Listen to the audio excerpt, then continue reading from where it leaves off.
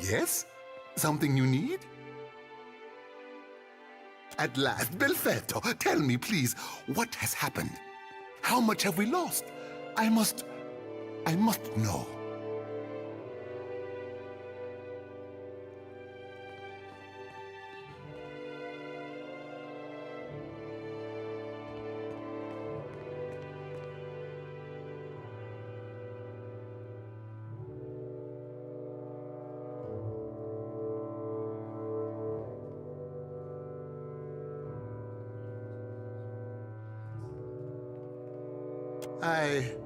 I see.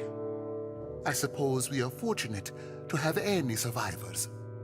And Orisi's notes. His research? You did. Gods be kind.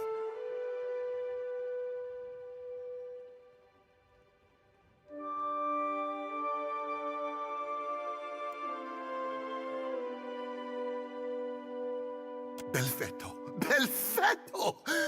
We are saved!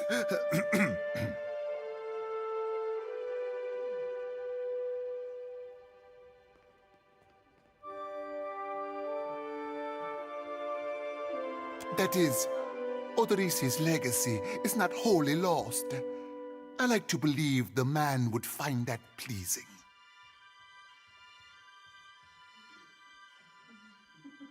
You say this is all the work of the Titan, of Aothis, and you still insist on looking for him? He destroyed your ship, killed my people. Would it not make more sense to sail to the far side of the world and away from all this?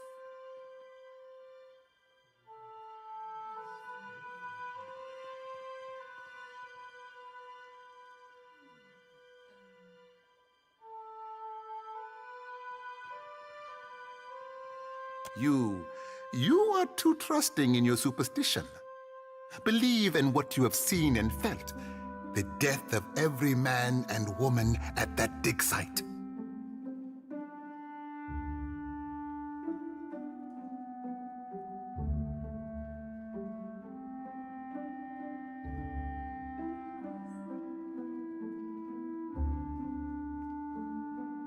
Merla. He will ravage every outpost in the Deadfire. That Adra is why we are here, why everyone is here in truth. The Valiant Trading Company, the Royal Deadfire Company, countless mercenaries. You'll want to go to Nekitaka. Queen Onekaza II rules there at the Kahanga Palace. Anyone seeking to do business in the Deadfire Archipelago must negotiate with her first. The Queen knows every other vein of worth in the Deadfire. I'm certain she can help you. That is, if she agrees to see you at all. The most powerful tribe in the region, now that Onekaza II has united a host of them under her rule. Ikawa would disagree, but then Ikawa contents herself with a spit of land and a handful of followers. I have not forgotten. We will get you to Nekitaka. And for that, you need your sheep. I'll arrange it with Ikawa. Between the two of us, I'm certain we can gather the workers we need. Head down to the beach once you are ready to depart.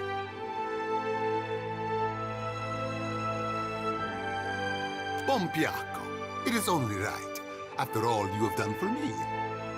I won't keep you further. You have a long and very strange journey ahead. Some advice.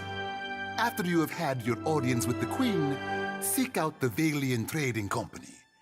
They make their headquarters in Nekitaka, and the company always appreciates good help.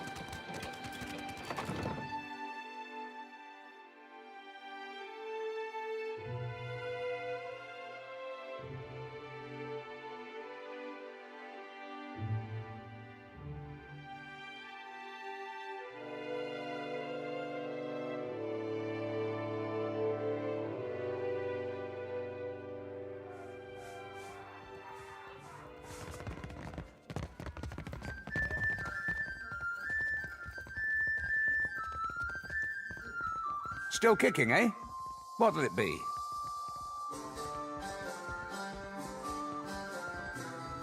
There's plenty of people looking for passage out of here. Let's see if any of them catch you.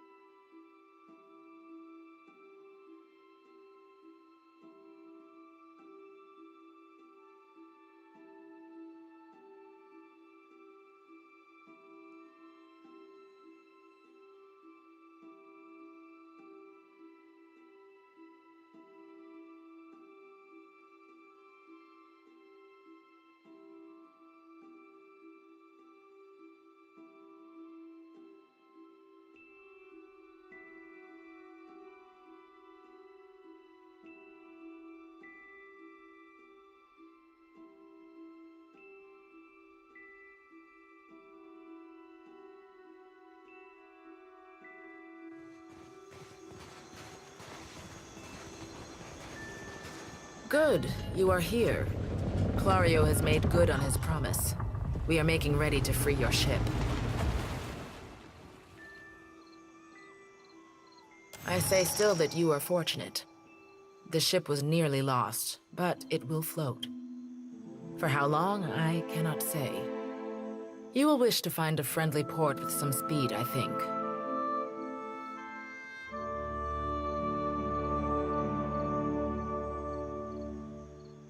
My spells do not conjure ships. Come, we will see your Defiant out to sea.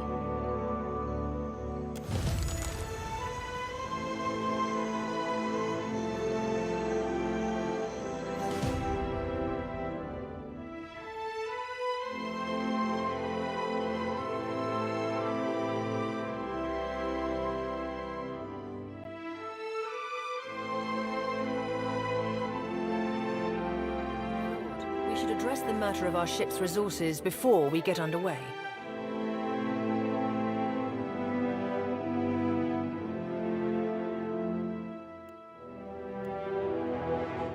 It saddens me to inform you that we lost several crew and most of our provisions during the storm. However, Port Margé appears to be well supplied, and I expect the recent disaster has left several sailors in want of... I suggest we contract for additional supplies and crew before we return to open water, or our voyage may...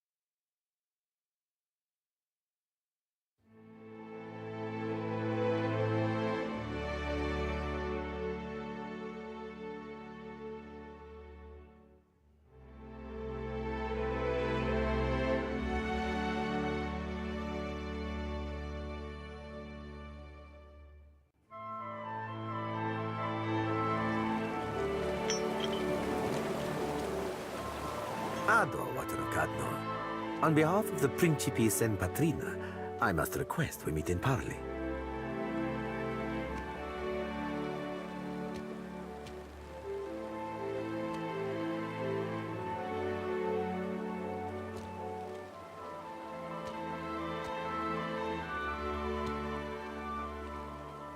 Agrasima. I will make this quick.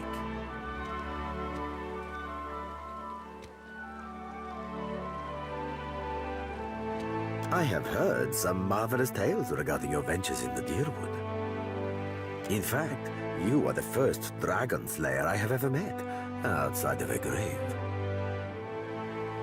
Some fools would seek to make a fortune by pilfering from one such as you.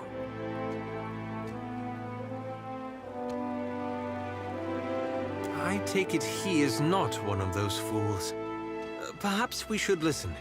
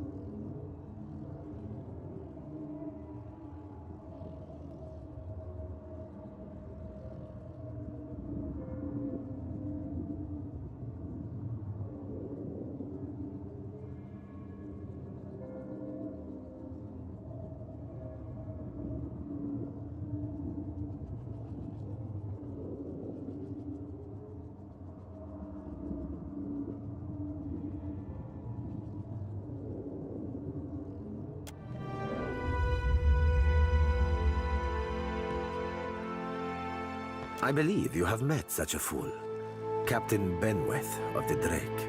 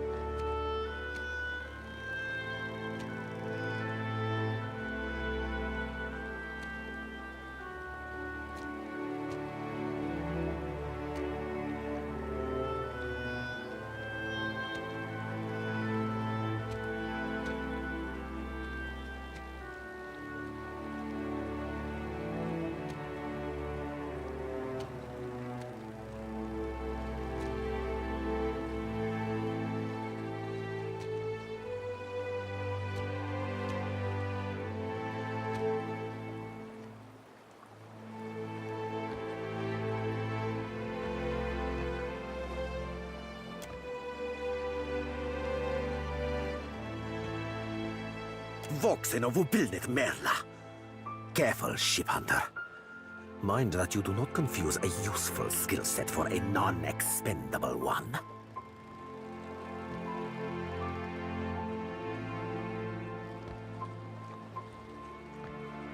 My apologies. Rest assured, it will not happen again. Apologies, Captain. Didn't mean it, really.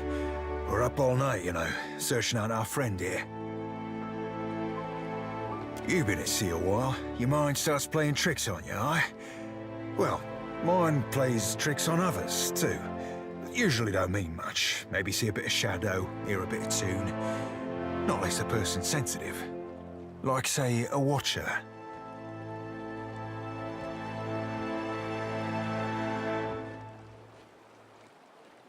Gelarde. Then that should make this easy. I am keen to show my rascal of a compatriot some much-needed humility. I thought perhaps you may care to as well. For our teas, for... Do my job for me, friend. Hope you don't die in the effort.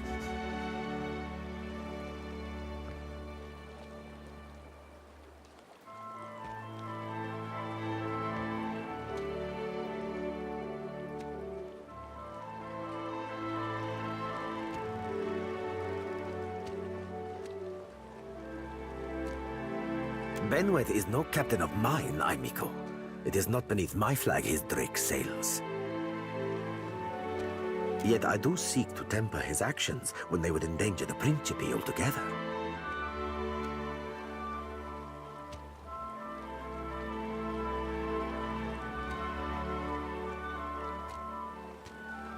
Are you saying if we rile you, you will pose no threat to us? Così. Pardon if I do not believe you, Dragon Slayer. Word of Benweth's raid on the Defiant will spread throughout the Deadfire. More fools will seek to prey upon you.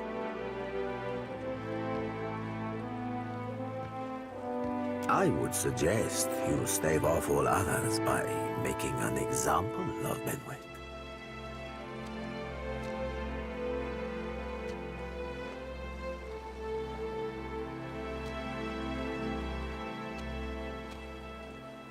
Gelarde, but I am, through you. It is you Benweth has insulted, amico. You he has invited aggression against. Burn and sink him. It will cause the Principe to revere you.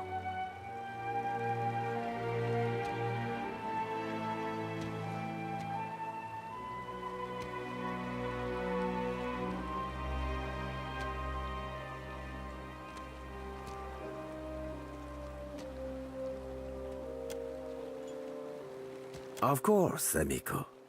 Work with me, and I will weight your pockets with gold.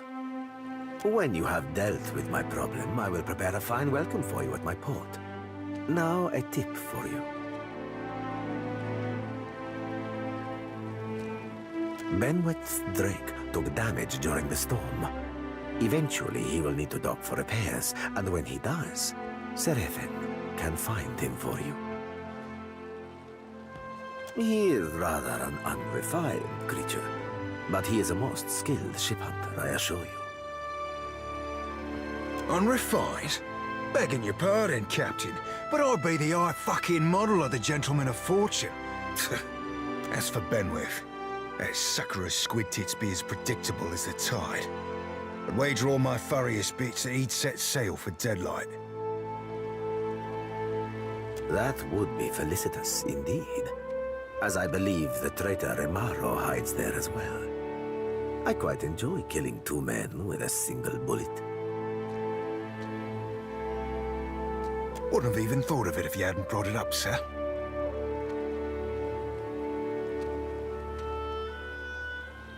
Now, I ain't hardly in any hurry to leave the fine company of the Gentlemen of Leisure, but the Captain be right about me finding your mark. Adding to that, you sail into Fort Deadlight not knowing your innies from your outies, you might very well find the locals cannon fucking your boat to sodden splinters.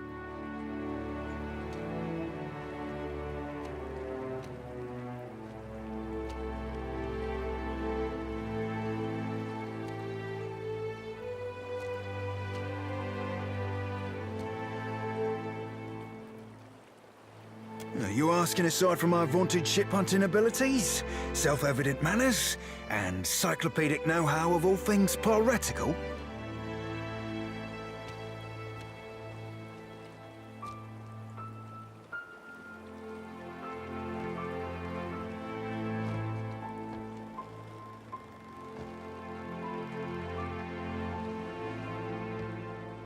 Well, there'll be me knowing my way around Fort Deadlight, so named on account of it being a fortress and all. I got my contacts inside, and I'll be half handy with a gun if shit goes belly up. Adding to that, I'll be right easy on the eyes, or so the lasses tell me.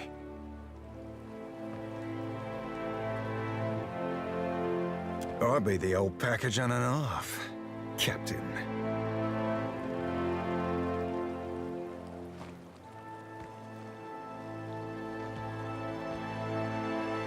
As you see, Seraphin is both insufferable and marvelously useful.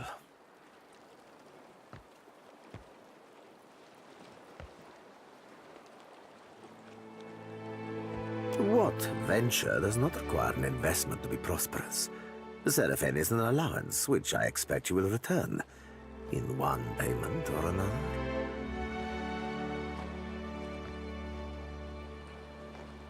Well, of course I'll be eager to give Benworth the old Evo. That half-cock's been a pain in our asses for the better part of, well, two... You said you met him, I? Seems the type that needs a bullet, don't he?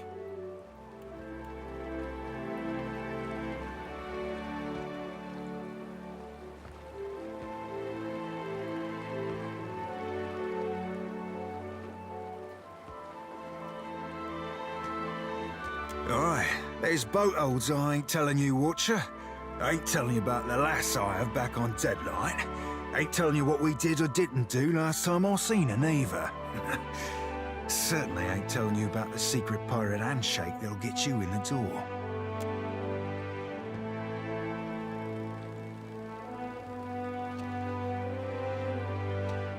Oh, you won't be regretting this, Watcher. At least so long as you keep us heavy in grog and light on the onions. Ugh, them dirty shit apples ain't never agreed with me, and I'll be suspecting they never will.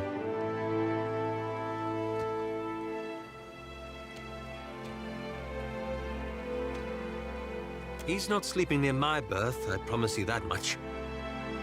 I sail now for Dunwich, my own safe port. I will await you there, should you be successful in schooling our wayward captain.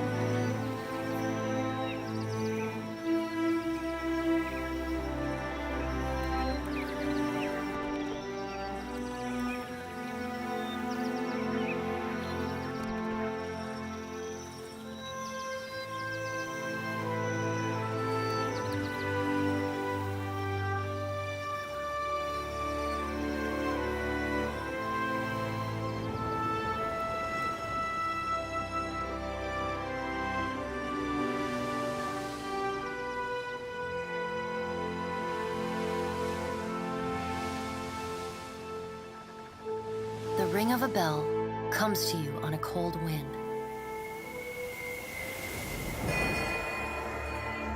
The ring comes again and again, until soon the air is full with the sound of 1,000 bells ringing all at once. You feel a resonance in your core, a bell ringing in tune with all the others.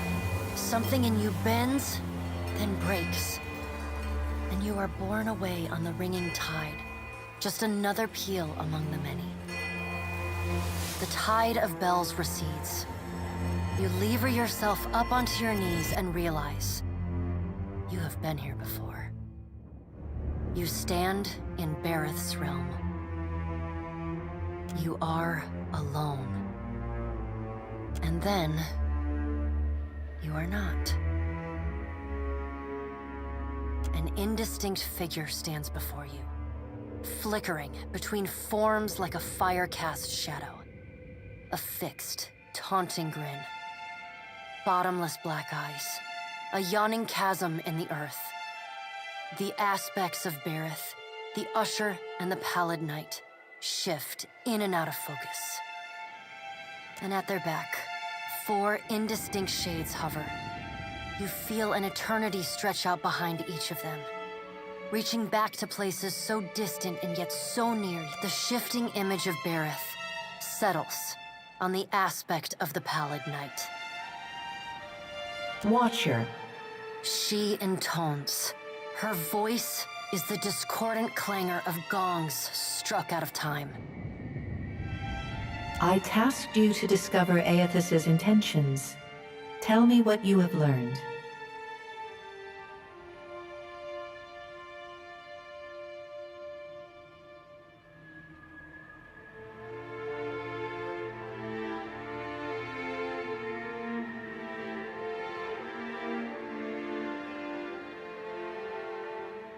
The Pallid Knight knits her brows.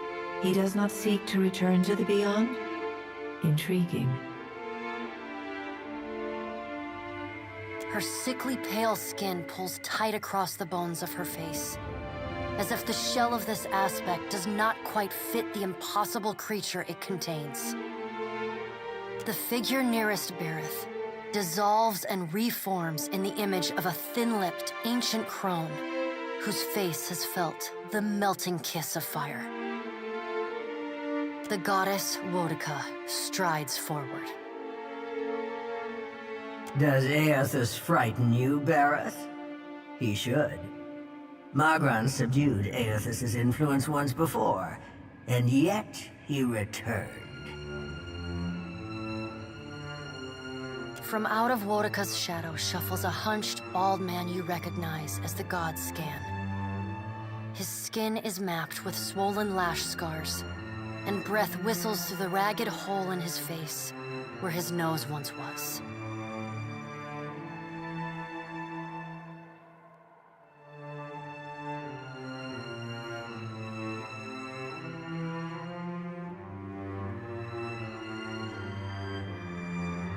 He does not speak, but stares up at Woedica, with naked loathing plain on his ruined face.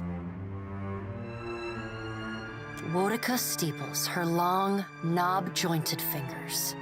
We must annihilate Aethys now, before he makes a rash decision we cannot easily annul. A moon would do the job nicely. Worika says, and grins.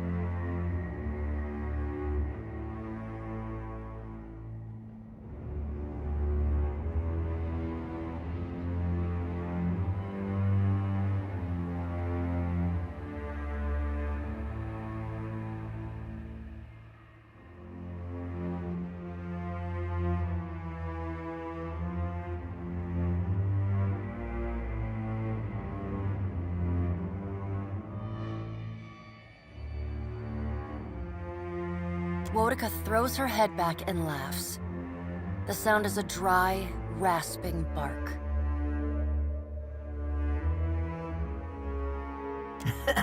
Andra could do with a new act. Her current one has grown rather stale.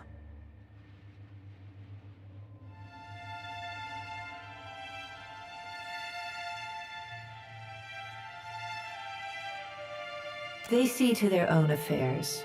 You will speak to them in time, should you have the need. The Pallid Knight says. The figure beside the aspect of Berith flows forward in a swirling cloud of ash. The ash falls to the tiles and reveals a molten-skinned woman, leaning on a monstrous, wicked-edged broadsword. Magran's glowing lips curl in disdain.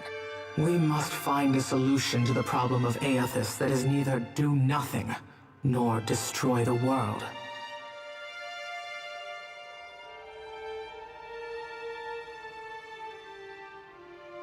I acted in haste during the Saints' War. You will not goad me into doing the same now. To move against him while his plans are unknown would be the height of foolishness. We must find wisdom in precaution. Magran says.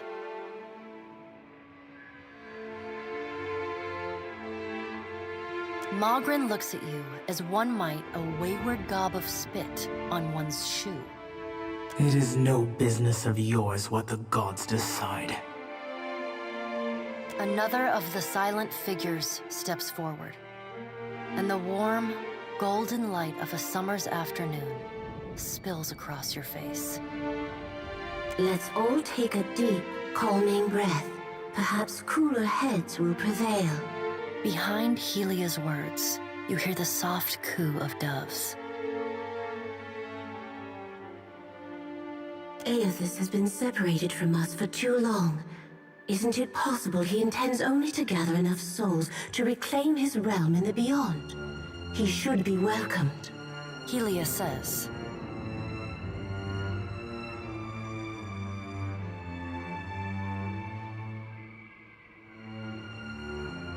You look up then into avian eyes. Through them, you see clouds of starlings converge and divide. Helia puts a feathered hand to her chest. He wouldn't. Betrayal is not in his nature. Scan shuffles forward. Yes, yes. We should welcome Aethys' return to the fold. His gratitude we can leverage to cajole him into divulging his plot. Then, when he believes himself to be in our good graces, we do as Worika suggests, and crush him into the earth. Scan pauses, inspecting you.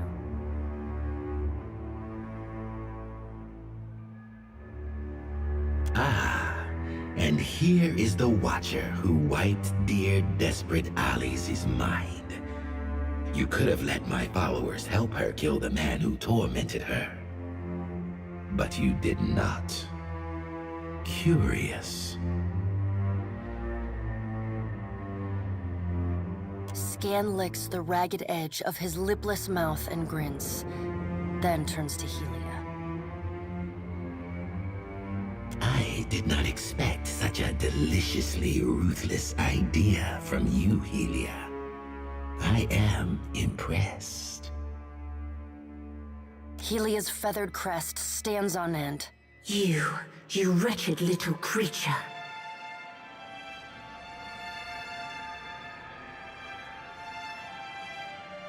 The Pallid Knight gestures for silence.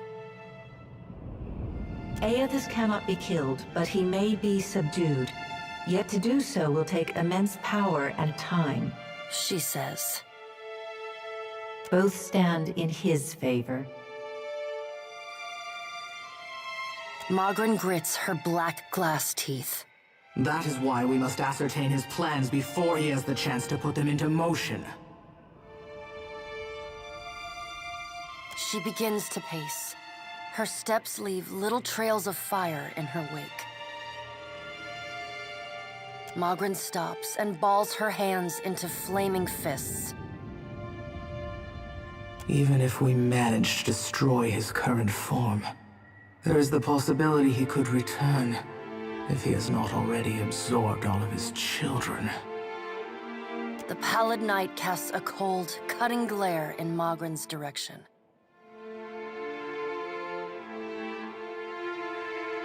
Magran speaks too freely. That knowledge is beyond your ken, Watcher. Wodika waves the gods to silence. Aethys gathers strength. His strength is a threat to us. Her voice takes on a sharp, almost panicked edge. There is no sensible answer to the question of a resurgent Aethys, other than decisive, final action.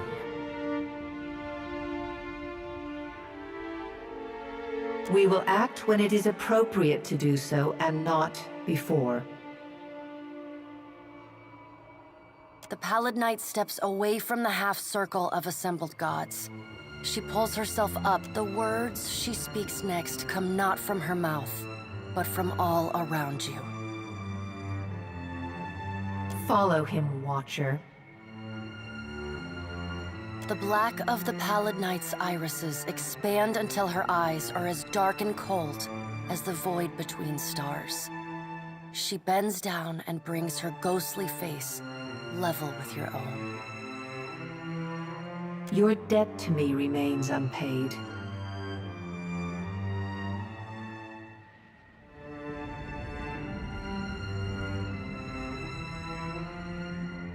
She stares at you, unblinking. Like a needle drawn to a magnet, you are pulled toward, helpless to resist. You tumble into her impossible eyes. You fall wildly, endlessly, unable to find your bearings or slow your spin. And in the distance, above, no, behind you, comes an insistent ringing. You angle yourself toward it, searching for the sound. A small silver bell appears just inches from your fingertips. You reach for it, straining to still its interminable ringing. The moment you touch it, your soul slams into your body with all the force of a fall from the top of the sky. You blink open your eyes and find yourself on the floor of your ship's cabin, alone.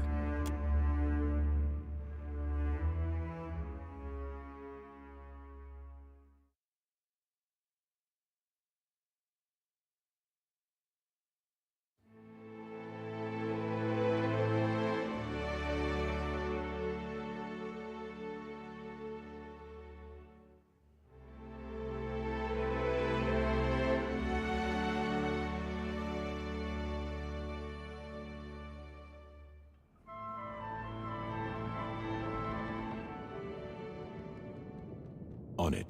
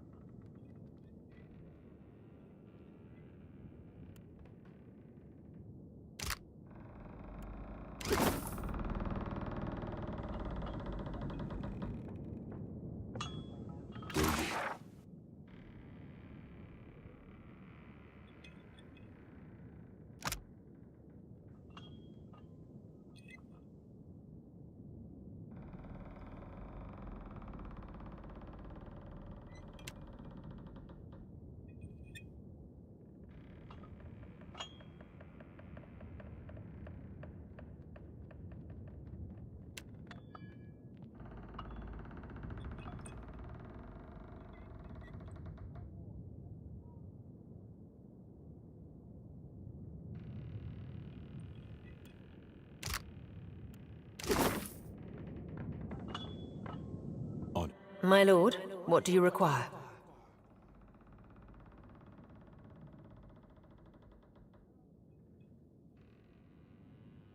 With Cadnua in ruins, there was little purpose in waxing sentimental over the rubble. I was able to salvage enough of your treasure and wealth to afford the purchase of the Defiant and the hire of a small crew.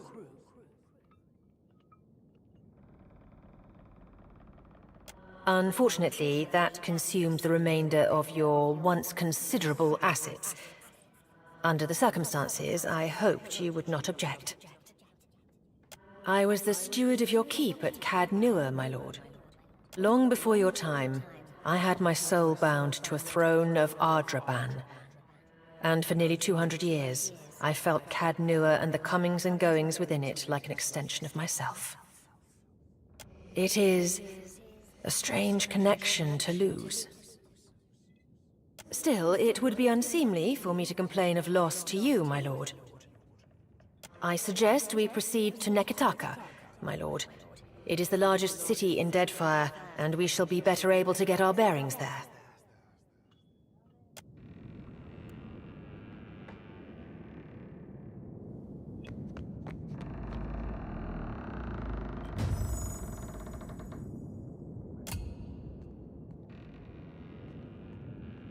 With every soul, my lantern's getting heavier and heavier in my hand.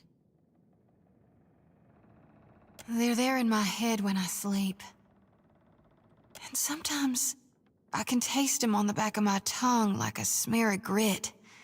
Happens when I take in a particularly volatile soul. Go madder than I already am? I don't rightly know. It's not like I can turn my back on my duty to my god, even if it kills me.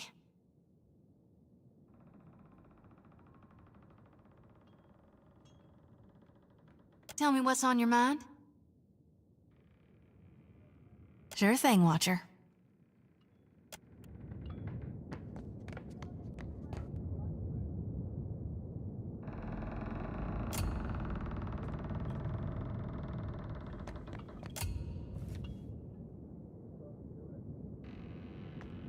Thank you again for maintaining my story in front of Vanessa and the others.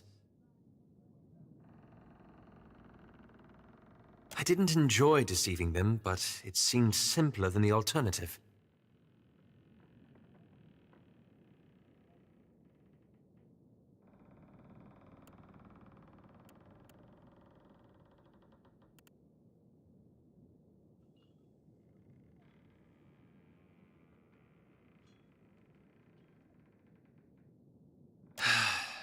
I realized there could be nothing between us.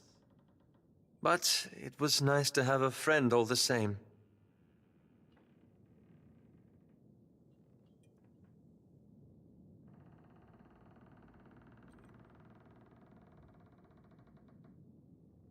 After we parted, I set out to destroy the Leaden Key. It's controlled us for too long. I wanted to free Kith from it. So for 5 years, I've been tracking down Leaden Key circles, searching for the places where they operate in secret.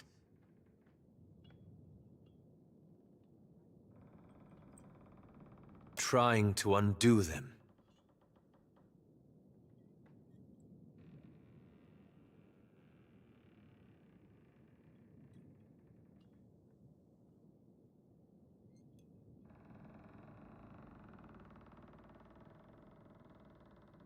The task has been more difficult than I anticipated.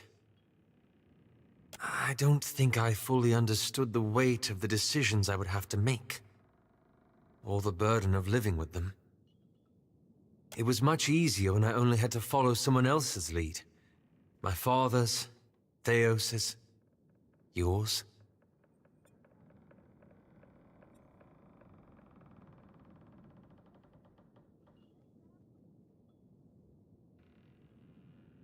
I wish I knew.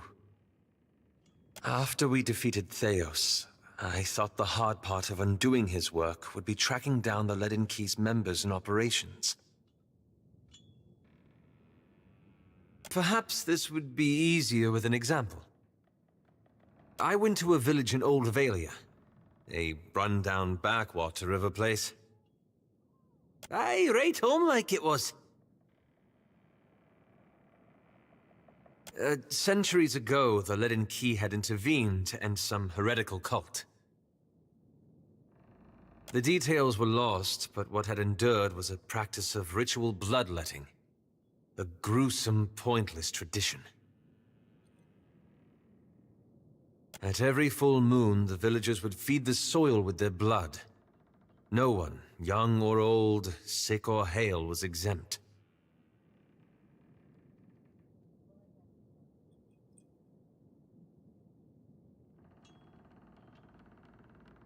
The village priest administered the practice.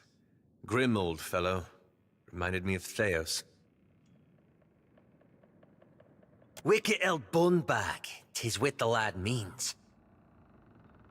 He was a tyrant. I was certain that if the villagers were free of his influence, they'd be free from the bloodletting too. So I arranged for him to have an accident.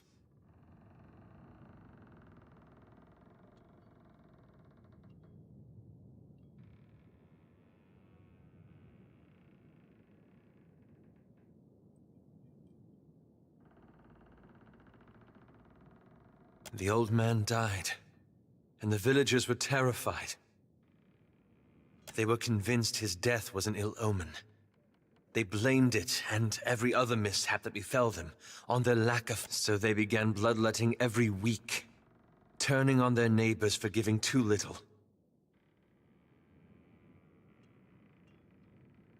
Instead of a handful dying each year, a few perished every week.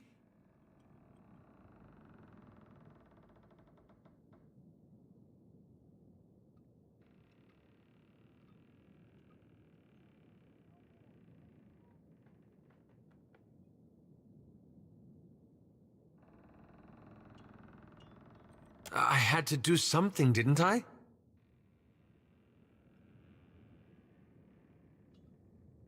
I keep wondering what I might have done differently, or how I could have known better.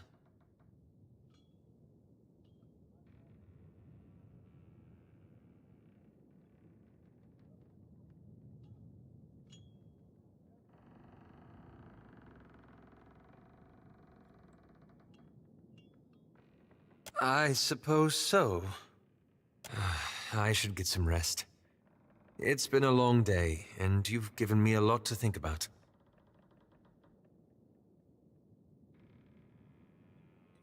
Ah, that.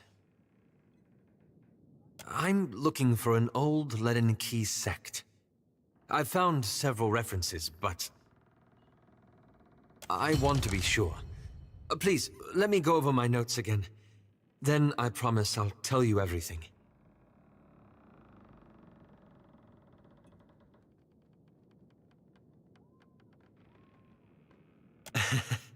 You know me too well. All the same, I need to gather my thoughts.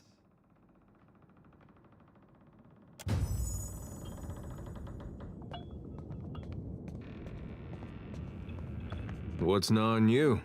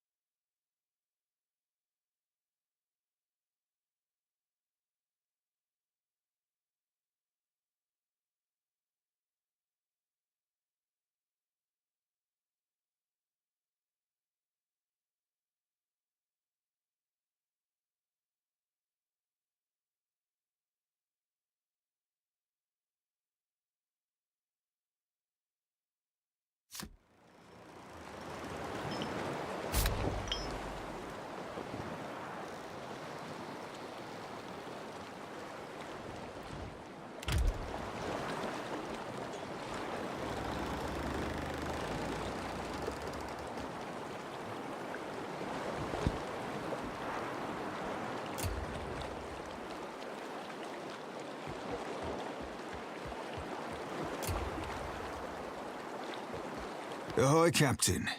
Truth be told, Ferrante half expects us to get our asses blown out of the water at Fort Deadlight. Fortunately for you, of course, I do that by way of good old traditional chicanery. And the most important part of any hornswoggle? Solid planning. Well, that and surviving. Oh, you be asking me for a plan? Frankly, I were curious to witness how the famed Watcher of Cad Nua would penetrate the impenetrable. But since you asked, just give me a tick. Vast. I might have pulled a plan out of this hairy blue ass after all. Way I see it, we have an option or two ranging from the wildly dangerous to the fantastically suicidal. So tell you me, Cap, what be your preferred approach to problems unapproachable?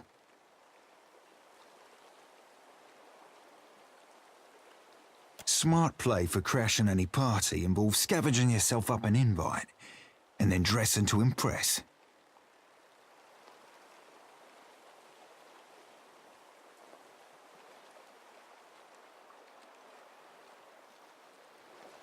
No, Captain, they do not. Looking the part in this case means hoisting colours identifying us as Principe. Don't have to tell you how dangerous such a bit of fabric can be if the wrong person catches you flying it.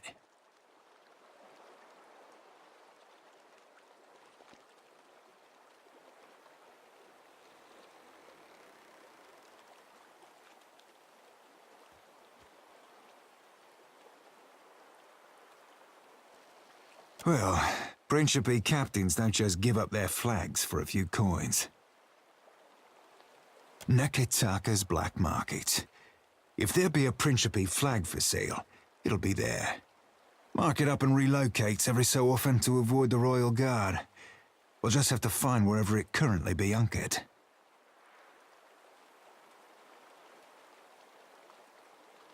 Aye, Captain. Looking forward to watching you work.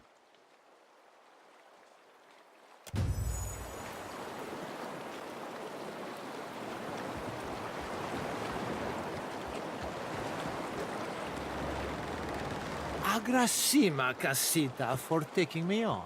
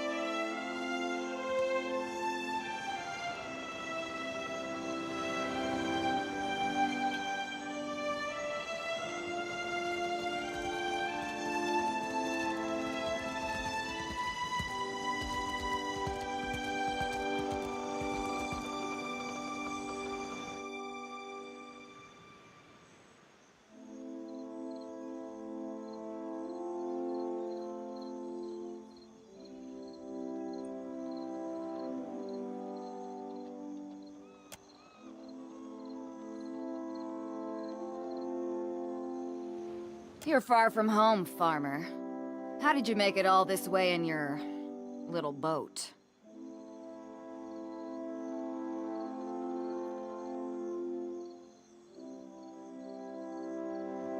Why do we gotta be farmers just because we're from Deerwood? Are you a farmer?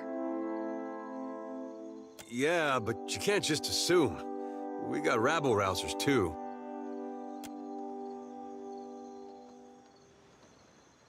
I'm the harbor master, Kaoha. I must ask your reason for docking in Nekitaka.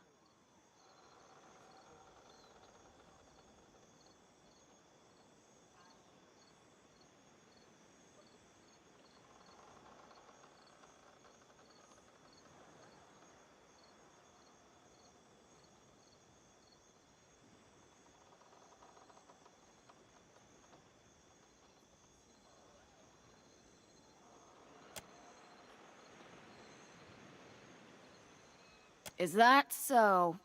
Well, Andra told me to protect the harbor, and Worika herself signed the order. They would have had Gallowayne do it, but he was sick this morning.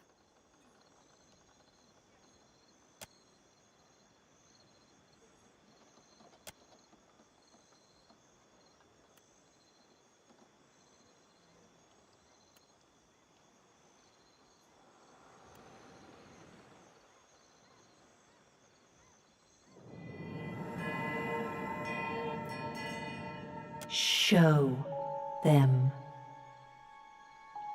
Show them what you are.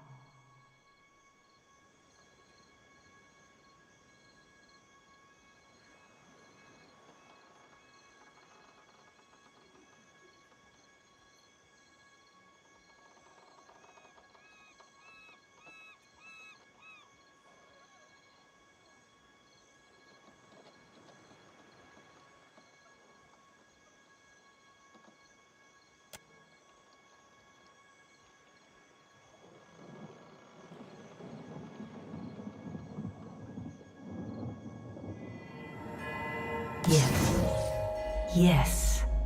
That's it. What's the matter with you? What are you doing? If you're trying to scare us with some cipher mischief, save the purple flames for the tribes of the Outer Islands.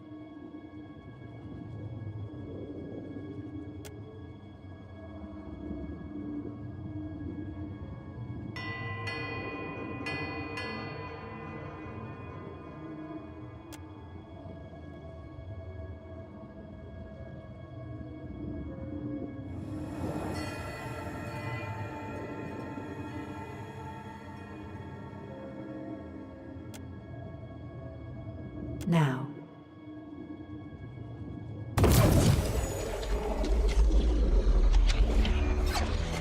What? What is this?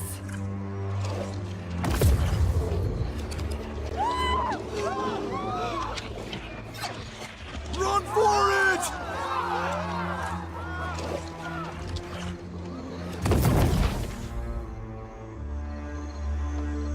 Everybody saw that, right?